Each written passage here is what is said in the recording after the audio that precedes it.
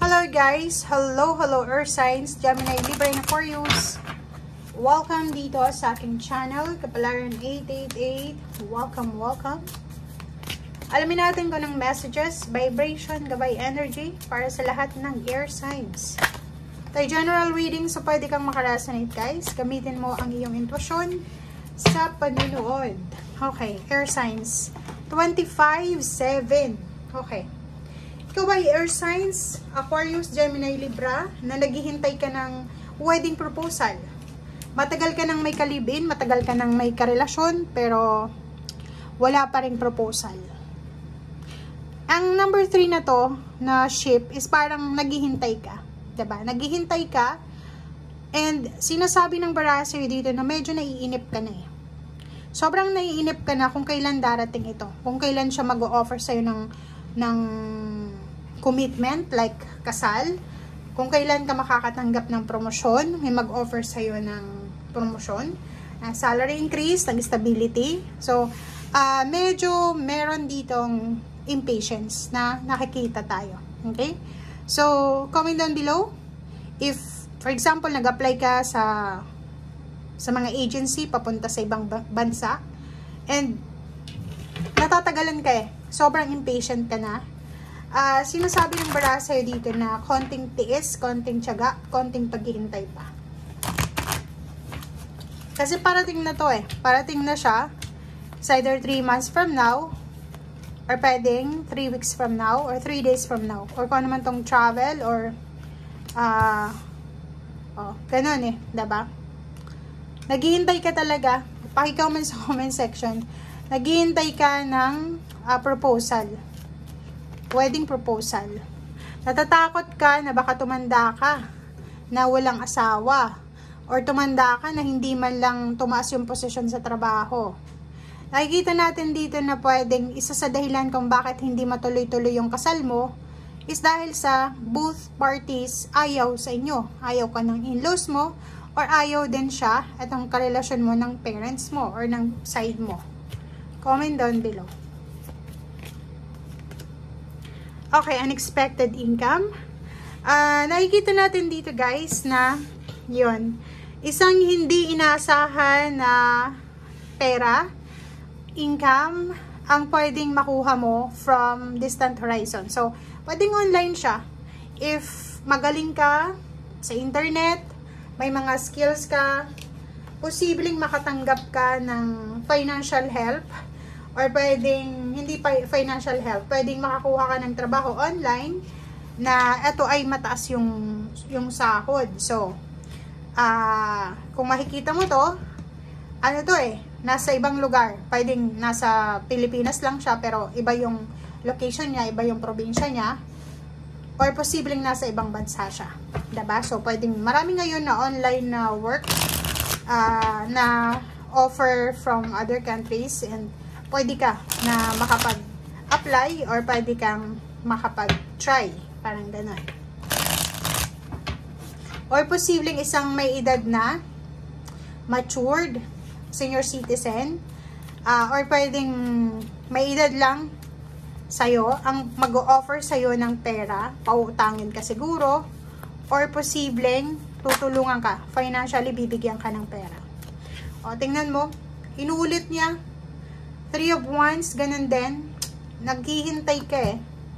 O, naghihintay ka ng travel talaga. Naghihintay ka ng travel, relocation, promotion, progress, salary increase. Naghihintay ka na yung relationship is mag-level up. Naghihintay ka na magbago yung takbo ng iyong buhay, emotional and financial. O, ganun din eh. Tingnan mo oh.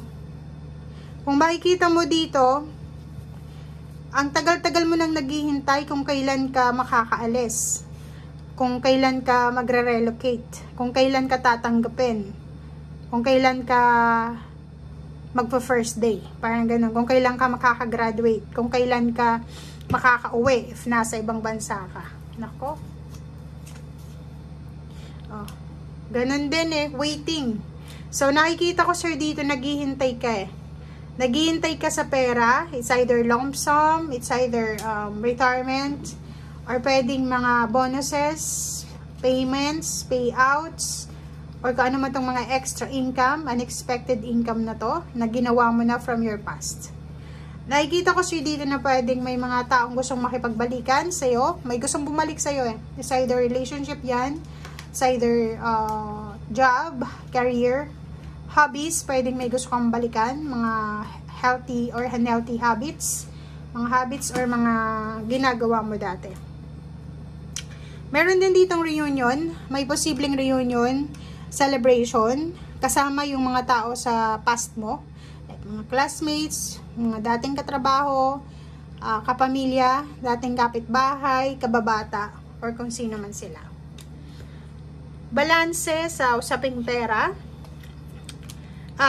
If ever man makatanggap ka ng tulong financial, or if ever man may matatanggap kang pera, kung kailan ito matatanggap ito, na 7 of Pentacles, make sure down na protection na natin ito. Okay? So, ibig sabihin niya, air signs, if makatanggap ka ng lump sum ng pera, 'di ba? Kailangan mong proteksyonan ito. Hindi yung one day millionaire na ililibre mo lahat ng kapitbahay mo, kapamilya mo. Make sure na mag-strategize ka kung paano mo to mapapatagal sa bank account mo or kung paano ka makakatipid sa pera. Kasi yun yung sinasabi eh. Wag daw, ibig sabihin, kung marami kang pera, kahit sabihin natin na umaapaw ng pera, yung mga air signs, but maging matalino ka daw. Kailangan ng balanse, kailangan ng masusing pagbabantay, masusing strategy dito, lalo na sa usaping pera.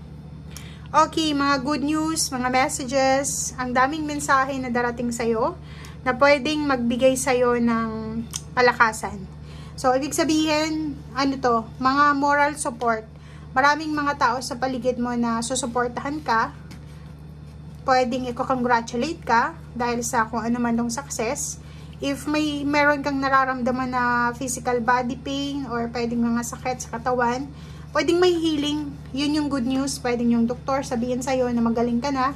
Or posibleng, kung ano man tong mga concerns mo, meron ditong clarity, meron confirmation na pwedeng magbigay sa'yo ng lakas loob or choices. Okay. Page of Cups. So, same din dito.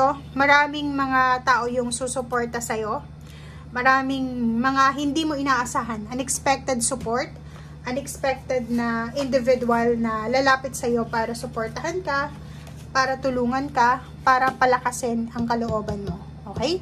So, yan guys ang sinasabi ng baraha. Thank you and see you again. Bye!